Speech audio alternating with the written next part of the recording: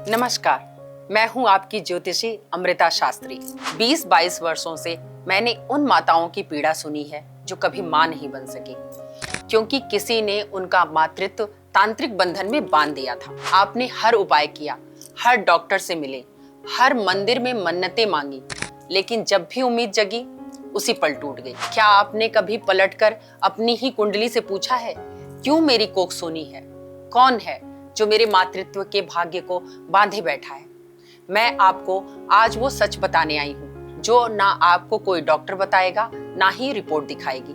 आपकी कुंडली में छुपे हुए ऐसे ग्रह दोष जो आपकी कोख पर ग्रहण बनकर बैठ गए हैं, और जब तक इन्हें शुद्ध नहीं किया जाएगा, मां बनने का सपना अधूरा ही रहेगा। अब जानिए वो ग्रह जो मातृत्व सुख में रुकावट डालते हैं। सूर्य का पंचम भाव में होना। अति तेज से सूखता है गर्भ संयोग।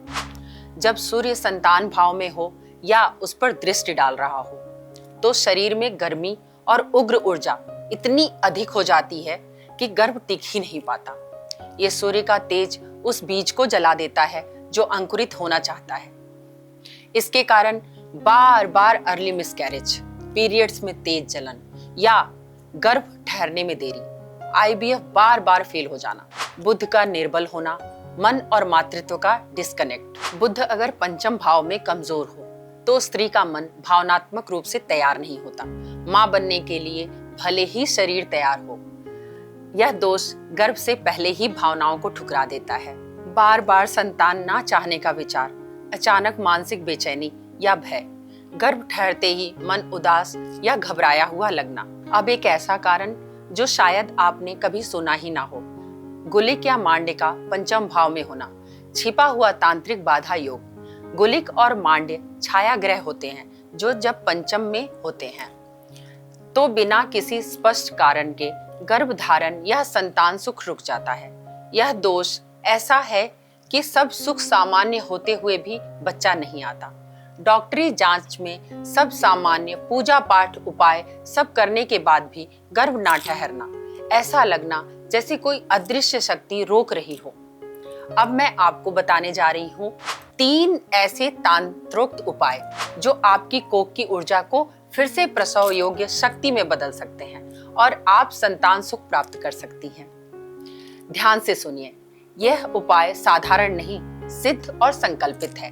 पहला उपाय, किसी शुक्रवार रात एक मिट्टी का दीपक लें, उसमें गाय का घी और 2 लौंग डालें और थोड़ा सा केसर डालें। दीपक को हाथ में लेकर ओम ह्रीम ऐम क्लीम संतानाय नमः मंत्र का 108 बार जाप करें।